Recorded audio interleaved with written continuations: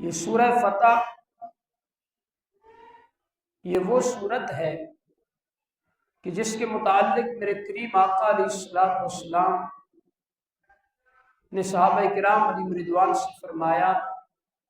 کہ اے میرے صحابہ، رب ذوالجلال نے مجھے وہ چیز عطا فرمائی ہے جو دنیا و ما فیہا سے بہتر ہے۔ صحابہ کرام علیہم رضوان نے عرض کیا رسول اللہ صلی اللہ علیہ وسلم وہ کیا چیز ہے؟ تو میرے کریم آقا علیہ الصلوۃ والسلام نے اس سورہ فتح کی تلاوت فرمائی۔ عزیزان محترم، ماہ رمضان المبارک کی پہلی شب کو جو شخص اس سورہ مبارکہ کو نفل میں پڑھتا ہے تو علماء کرام فرماتے ہیں کہ رب ذوالجلال اس کو سال بھر جو ہے وہ ہر طرح کے جادو ٹونے اور مصیبتوں وغیرہ سے رب ذوالجلال اس کی حفاظت فرماتا ہے۔ رب ذوالجلال نے میرے کریم آقا علیہ الصلوۃ والسلام نے کو رب تبارک و تعالی نے ارشاد فرمایا، اے پیارے محبوب علیہ الصلوۃ والسلام، انا فتحنا لک فتحا مبینا، یقیناً ہم نے آپ کو شاندار فتح عطا فرمائی۔ مفسرین کرام فتح کے متعلق ذکر کرتے ہوئے فرماتے ہیں، جس طرح کے مختلف روایات ہیں ان میں سے ایک روایت یہ بھی ہے کہ اس فتح سے مراد فتح مکہ، فتح حدیبیہ اور فتح طائف، ان تین فتوحات کا ذکر ہے کہ رب ذوالجلال نے آپ کو عطا فرمائی۔ اور آگے فرمایا لِيَغْفِرَ لَكَ اللَّهُ مَا تَقَدَّمَ مِن ذَنبِكَ وَمَا تَأَخَّرَ، تاکہ رب ذوالجلال آپ کی بدولت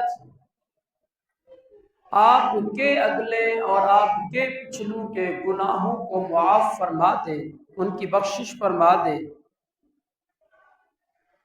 اور وَيُتِمَّ نِعْمَتَهُ عَلَيْكَ وَيَهْدِيَكَ صِرَاطًا مُسْتَقِيمًا، اور مکمل فرما دے اپنے انعام کو آپ پر، وَيَهْدِيَكَ صِرَاطًا مُسْتَقِيمًا، اور چلائے آپ کو سیدھے راہ پر، وَيَنْصُرَكَ اللَّهُ نَصْرًا عَزِيزًا، تاکہ اللہ تبارک و تعالی آپ کی ایسی مدد فرمائے جو زبردست مدد ہے۔ حضرت سیدنا فاروق اعظم رضی اللہ تعالی فرماتے ہیں کہ ایک سفر میں ہم رسول اللہ صلی اللہ تعالی علیہ وآلہ وسلم کے ساتھ تھے، تو میں نے کسی چیز کے بارے میں آپ صلی اللہ تعالی علیہ وآلہ وسلم سے 3 سوالات کیے۔ جب میں نے 3 سوالات کیے تو کریم آقا علیہ الصلوۃ والسلام نے کوئی جواب نہیں دیا، تو میں نے اپنے اونٹ کو حرکت دی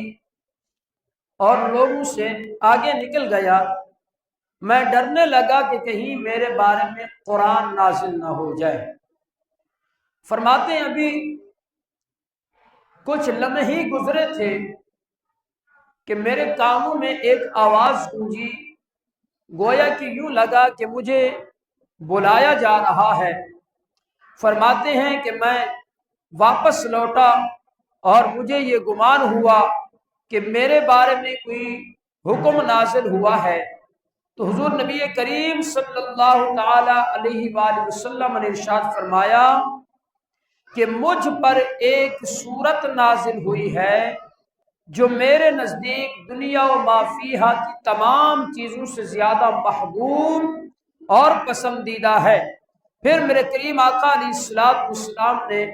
اس سورہ مبارکہ یعنی انا فتحنا لک فتحا مبینا لِيَغْفِرَ لَكَ اللَّهُ مَا تَقَدَّمَ مِن ذَنبِكَ وَمَا تَأَخَّرَ وَيُتِمَّ نِعْمَتَهُ عَلَيْكَ وَيَهْدِيَكَ صِرَاطًا مُسْتَقِيمًا، اس سورہ مبارکہ کی میرے کریم آقا علیہ الصلوۃ والسلام نے تلاوت فرمائی۔ अजीज़ान मोहतरम, मेरे करीम आका अलैहिस्सलाम को रब्बे ज़ुल जलाल ने जो शान जो रिफ़ातें अता फरमाई, मेरे करीम आका अलैहिस्सलाम अल्लाह तबारक व तआला का जिक्र खैर फरमाते और नमाजों की कसरत फरमाते। सैयदा अम्मा आयशा सिद्दीक़ा बिन्त सिद्दीक़ रज़ियल्लाहु तआला अन्हा आप फरमाती हैं कि करीम आका अलैहिस्सलाम रात के वक्त 4 रकात अदा फरमाते, फिर उसके बाद नमाज पढ़ते ही चले जाते। तो यहाँ तक कि मुझे आप अलैहिस्सलाम पर रहम आता, तरस आता। तो फरमाती हैं, एक दिन मैंने अर्ज की, या रसूलल्लाह सल्लल्लाहु तआला अलैहि वसल्लम, रब्बे ज़ुल जलाल ने आपकी बदौलत आपके अगलों और पिछलों के गुनाहों को माफ कर दिया है, तो या रसूलल्लाह आप अपने आप को इतनी मुशक्कत में क्यों डालते हैं, क्यों डालते हैं? तो मेरे करीम आका अलैहिस्सलाम ने क्या खूबसूरत बात इरशाद फरमाई, जवाब इरशाद फरमाया। मेरे करीम आका अलैहिस्सलाम ने इरशाद फरमाया कि आए आयशा, क्या मैं अपने रब की इस अजीम नेमत पर रब तबारक व तआला का शुक्र गुजार बंदा न बनूं कि रब्बे ज़ुल जलाल ने गोया ये जो मुझे मकाम और मर्तबा अता फरमाया है, इस पर मैं शुक्र अदा करते हुए अपने रब की बंदगी करता हूं। तो अज़ीज़ान मोहतरम, इससे यह बात साबित होती है कि मेरे करीम आका अलैहिस्सलाम की बदौलत उम्मत के गुनाहों को बख्श दिया जाता है, इसलिए कि मेरे करीम आका अलैहिस्सलाम ने इरशाद फरमाया, ऐ मेरे गुलामों, मेरा तुम्हारे दरमियान जिंदा रहना भी बेहतर है और मेरा विसाल कर जाना भी तुम्हारे हक में बेहतर है। सहाबा किराम अलैहिम रिदवान ने अर्ज की, या रसूलल्लाह सल्लल्लाहु तआला अलैहि वसल्लम, आपका हमारे दरमियान मौजूद रहना तो हमारे लिए बड़ा सुकून और इत्मीनान का हामिल है, और इसलिए कि आपका दीदार होता रहता है, आपके अनवार और तजल्लियात हम देखते रहते हैं, आपकी चेहरा अक़दस की ज़ियारत होती रहती है, और ये हमारे लिए सआदत मंदी है, तो ये तो हमारे लिए बेहतर है। तो या रसूलल्लाह, आपका विसाल कर जाना हमारे लिए कैसे बेहतर हो सकता है? तो मेरे करीम आका अलैहिस्सलाम ने क्या इरशाद फरमाया? सरकार अलैहिस्सलाम ने इरशाद फरमाया, ऐ मेरे सहाबा, बात दर हकीकत ये है कि मैं अपने मज़ार पर अनवार में जब चला जाऊंगा तो इस ज़रूए ज़मीन पर मेरा जो भी उम्मती जो भी अमल करेगा उसका अमल मुझ पर पेश किया जाएगा। तो सरकार फरमाते हैं, जब उसका अमल मुझ पर पेश किया जाएगा, अगर उसका अमल अच्छा होगा तो मैं रब्बे ज़ुल जलाल का शुक्र बजा लाऊंगा, रब तबारक व तआला की हम्द व सना बयान करूंगा। अगर मेरे उम्मती का अमल बुरा हुआ तो सरकार फरमाते हैं, मैं अपने रब की बारगाह में अपने उम्मती के लिए बख्शिश की दुआ मांगूंगा, बख्शिश और मगफिरत की दुआ करूंगा रब तबारक व तआला की बारगाह में। तो अब जरा गौर कीजिए, उलमा फरमाते हैं कि ऐ उम्मती, अब जरा गौर कर कि करीम आका अलैहिस्सलाम इस कायनात में रहें तब भी तेरे लिए फिक्र करे, करीम आका अलैहिस्सलाम मेराज पे तशरीफ ले जाए तब भी तेरे लिए फिक्र करे, करीम आका अलैहिस्सलाम पहाड़ों में तशरीफ ले जाएं तब भी तुझे याद करे, करीम आका अलैहिस्सलाम रब की बारगाह में हाजिर हों तो तब भी तेरी फिक्र है, करीम आका अलैहिस्सलाम इस दुनिया से तशरीफ ले जाएं फिर भी तेरी फिक्र है, करीम आका अलैहिस्सलाम मज़ार पर अनवार में मौजूद हों तो फिर भी तेरी फिक्र है। तो ऐ उम्मती, अब तुझे भी चाहिए कि तू भी रसूलुल्लाह सल्लल्लाहु तआला अलैहि वसल्लम से वफा कर और ऐसा अमल कर जो रसूलुल्लाह सल्लल्लाहु तआला अलैहि वसल्लम को मज़ार पर अनवार के अंदर भी करीम आका अलैहिस्सलाम की खुशी का सबब बने, करीम आका अलैहिस्सलाम की बारगाह में जब तेरा अमल पेश हो تو رسول اللہ صلی اللہ علیہ وسلم رب ذوالجلال کا شکر بجا لائیں، رب تبارک و تعالیٰ کی حمد و توصیف کو بیان کریں، اس لیے کہ جب امتی کا عمل اچھا ہوگا تو رب ذوالجلال کی بارگاہ میں میرے کریم آقا علیہ الصلوۃ والسلام اس طرح رب کا شکر ادا کریں گے۔ یہی وجہ ہے کہ میرے کریم آقا علیہ الصلوۃ والسلام جب آپ عبادت فرمایا کرتے تھے تو کریم آقا علیہ الصلوۃ والسلام کے پائے اقدس میں ورم ہو جاتے تھے۔ کریم آقا علیہ الصلوۃ والسلام ساری رات کھڑے ہو کر رب کے حضور عبادت کیا کرتے تھے۔ تو جب اس پر بھی سیدہ ام عائشہ صدیقہ رضی اللہ تعالیٰ نے عرض کیا، رسول اللہ صلی اللہ تعالی علیہ وسلم آپ کے پائے اقدس پر ورم آ جاتے ہیں، یا رسول اللہ آپ اتنی مشقت میں اپنے آپ کو کیوں ڈالتے ہیں؟ تو عزیزان محترم، میرے کریم آقا علیہ الصلوۃ والسلام کا ایک ہی جواب ہوتا تھا کہ کیا میں اپنے رب کا شکر ادا نہ کروں، میں اپنے رب کی بندگی نہ کروں؟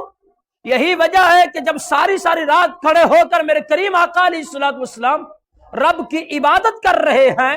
تو اتنے میں کریم آقا علیہ الصلوۃ والسلام کے پائے اقدس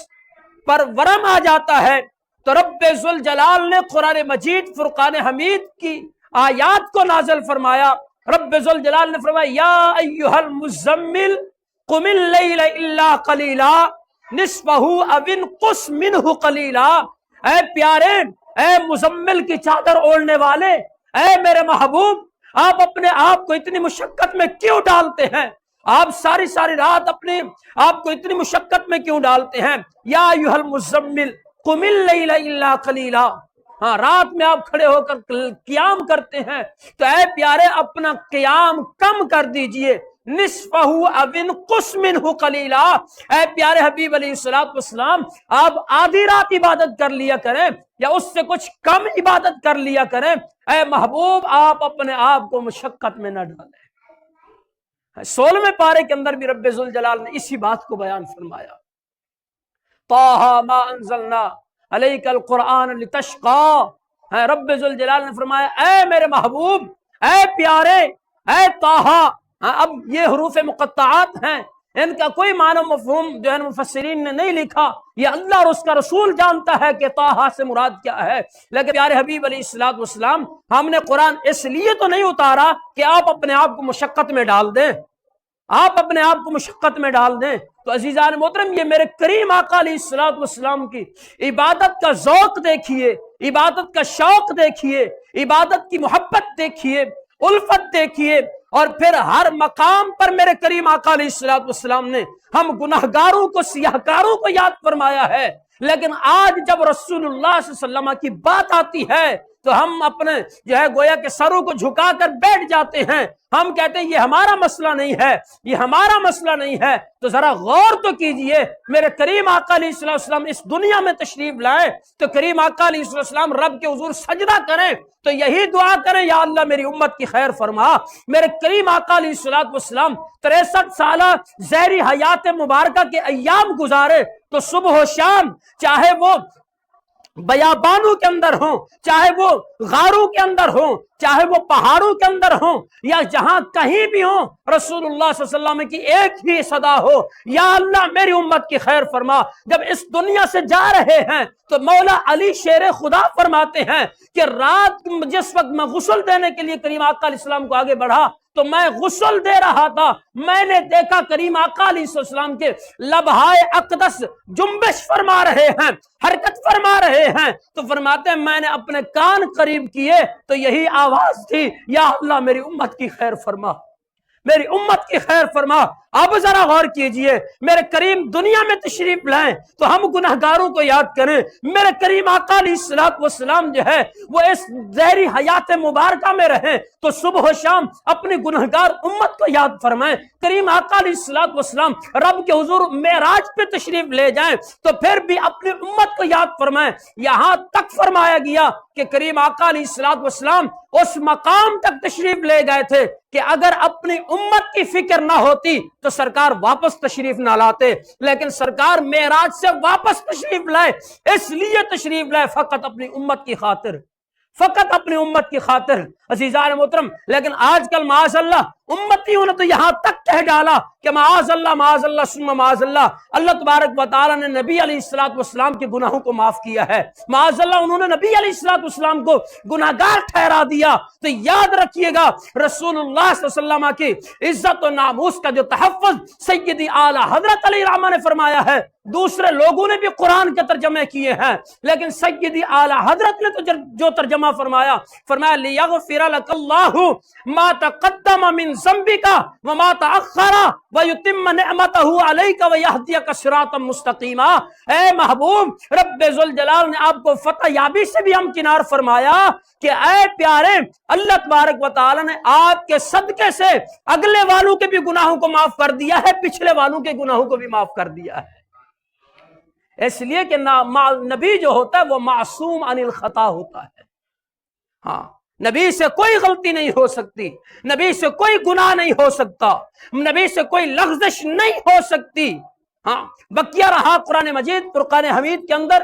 جو چند مقامات پر انبیاء علیہ السلام کے واقعات کو ذکر کیا گیا، جہاں ان سے معاملات ہوئے، تو اس کے متعلق بھی علماء کرام فرماتے ہیں کہ یہ رب تبارک و تعالی بہتر جانتا ہے کہ ان کے معاملات میں کیا ہے کیا نہیں ہے، تو لیکن ہمیں زبان کھولنے کی اجازت نہیں ہے، اس لیے کہ رب ذوالجلال نے تمام انبیاء علیہ السلام کو معصوم عن الخطا بنا کر اس کائنات میں مبعوث فرمایا ہے۔ انہی صحابہ کرام علیہ رضوان کے بارے میں، ہاں، اس لیے کہ پچھلی آیت میں بھی کریم آقا علیہ الصلوۃ والسلام کے حوالے سے بھی بات کہ رب ذوالجلال نے آپ پر سکینہ نازل فرمایا، آپ کو سکون، اطمینان، یہ ساری چیزیں عطا فرمائی۔ جب صحابہ کے دلوں میں بھی یہ باتیں پیدا ہوئی تو پھر رب ذوالجلال نے ان کی باتوں کو بھی آگے ذکر فرماتے ہوئے فرمایا لِيُدْخِلَ الْمُؤْمِنِينَ وَالْمُؤْمِنَاتِ جَنَّاتٍ تَجْرِي مِن تَحْتِهَا الْأَنْهَارُ خَالِدِينَ فِيهَا وَيُكَفِّرَ عَنْهُمْ سَيِّئَاتِهِمْ وَكَانَ ذَلِكَ عِندَ اللَّهِ فَوْزًا عَظِيمًا۔ رب ذوالجلال نے فرمایا کہ تاکہ اللہ تبارک و تعالی ان کو داخل کر دے، ان مؤمنین کو اور مؤمنات کو،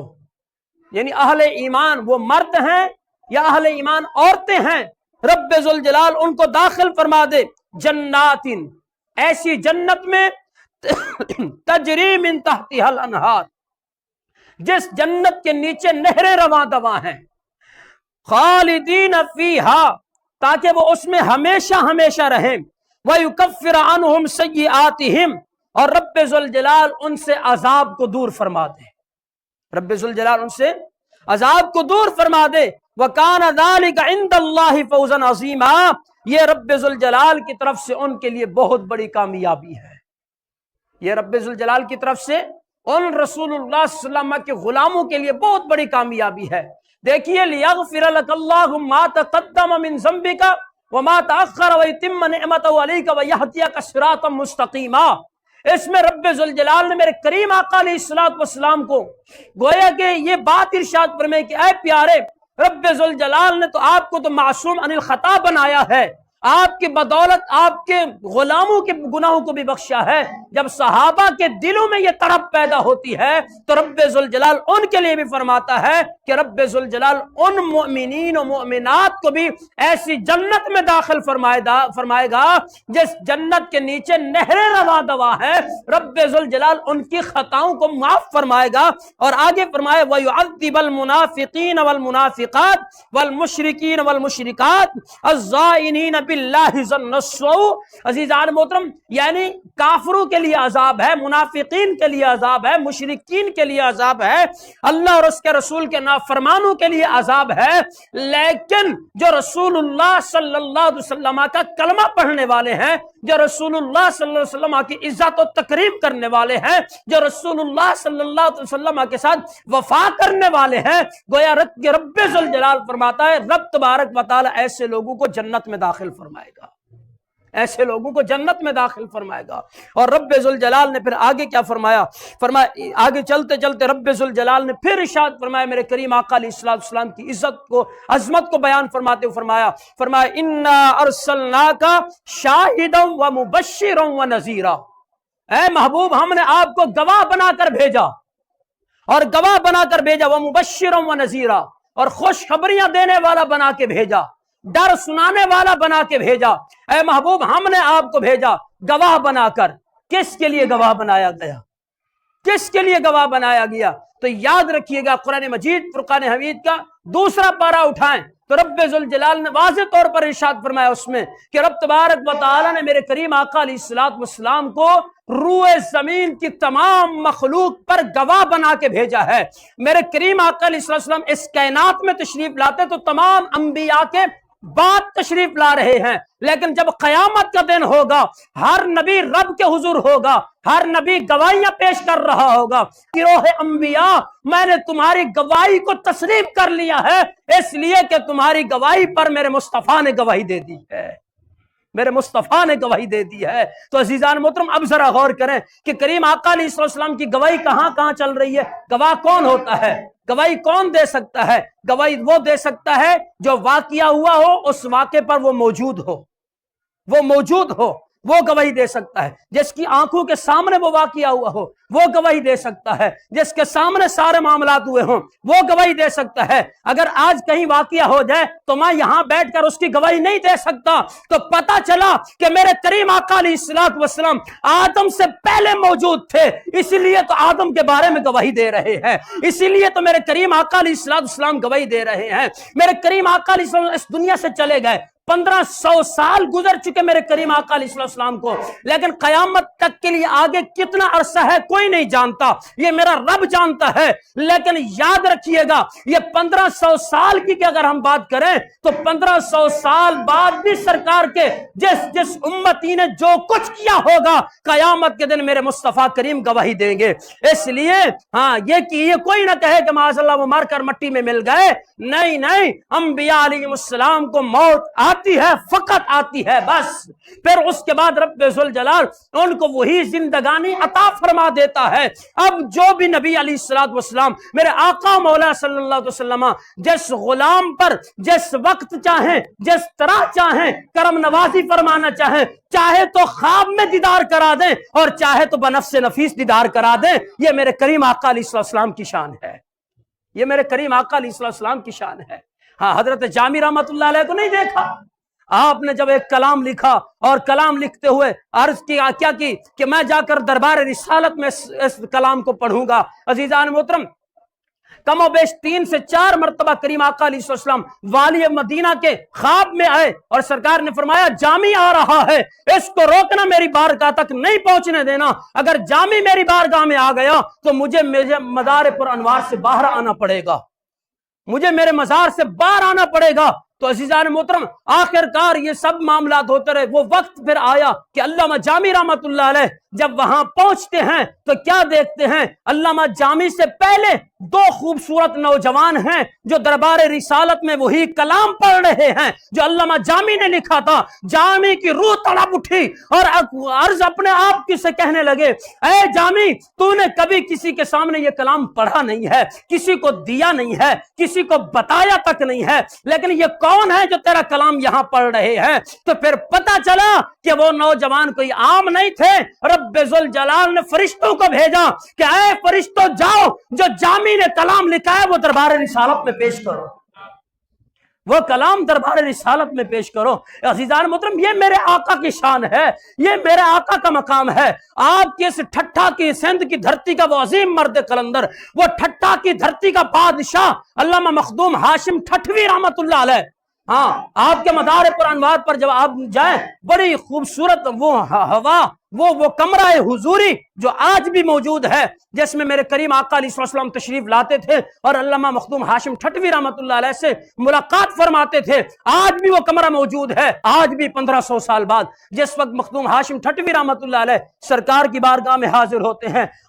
جا کر سلام عرض کرتے ہیں، السلام علیکہ یا رسول اللہ صلی اللہ تعالی علیہ وسلم، میرے کریم آقا علیہ السلام کے دربار پر انوار سے آواز آتی ہے، وعلیک السلام یا مخدوم یا ہاشم ہاشم ٹھٹھوی جان محترم میرے کریم آقا علیہ السلام نے مختوم ہاشم ٹھٹوی رحمت اللہ علیہ کو اپنے مزار پر انوار سے جواب ارشاد فرمایا. تو جو کہتے ہیں کہ معاذ اللہ نبی مر کر مٹی میں مل گیا، میں نے کہا وہ تیرا اور کوئی نبی ہوگا جو مر کر مٹی میں مل گیا ہوگا. میرا نبی تو وہ ہے جو جس کو رب ذوالجلال نے کل بھی زندہ رکھا تھا. میرا نبی آج بھی زندہ ہے اور قیامت تک کے لیے میرا محبوب زندہ و جاوید ہے. اس لیے کہ کائنات کا یہ سارا نظام یہ میرے آقا کے صدقے سے چل رہا ہے. جب اگر میرے آقا نہ ہوتے تو کائنات کا نظام نہ چل سکتا. میرے آقا موجود ہیں اسی لیے تو کائنات کا نظام چل رہا ہے. تو عزیزان محترم اب ذرا غور کیجئے آگے رب ذوالجلال نے ارشاد فرمایا لِتُؤْمِنُوا بِاللَّهِ وَرَسُولِهِ وَتُعَزِّرُوهُ وَتُوَقِّرُوهُ وَتُسَبِّحُوهُ بُكْرَةً وَأَصِيلًا. یہاں پر بھی رب ذوالجلال نے مؤمنین کے لیے فرمایا اے ایمان والو اللہ پر ایمان لاؤ، اس کے رسول پر ایمان لاؤ. وَتُعَزِّرُوهُ وَتُوَقِّرُوهُ وَتُسَبِّحُوهُ بُكْرَةً وَأَصِيلًا. رب تبارک و تعالی نے ارشاد فرمایا محبوب کی عزت و تکریم کرو،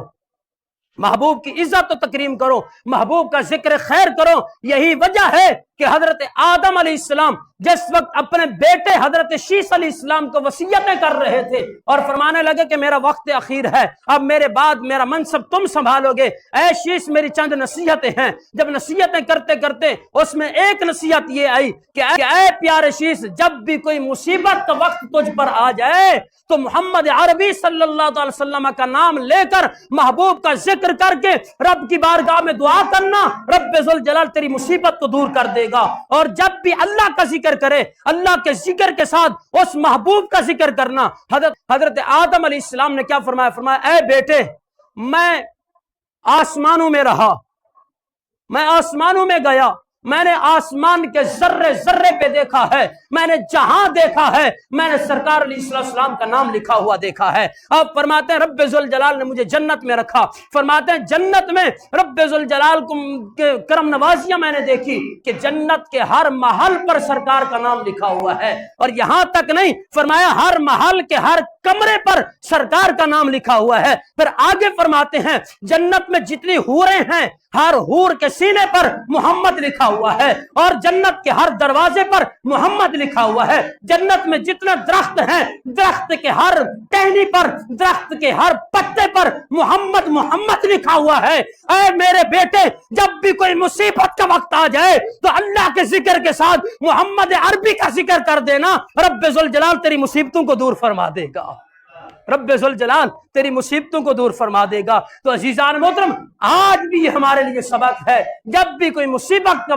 وقت آ جائے، کوئی مشکل وقت آ جائے، کوئی کڑا وقت آ جائے تو اللہ کے ذکر کے ساتھ اللہ کے محبوب کو یاد کیا کرو، اللہ کی یاد کے ساتھ اللہ کے محبوب کا ذکر کیا کرو. جب اللہ کے ذکر کے ساتھ اللہ کے محبوب کا ذکر کریں گے انشاءاللہ ہم دنیا میں بھی کامیاب ہو جائیں گے اور قبر و آخرت میں بھی کامیاب ہو جائیں گے. رب ذوالجلال کی بارگاہ سے دعا ہے کہ رب ذوالجلال ہم سب کو کریم آقا علیہ الصلوۃ والسلام کی عظمت و شان سمجھنے کی توفیق عطا فرمائے. آمین وآخر دعوانا ان الحمد للہ رب العالمین.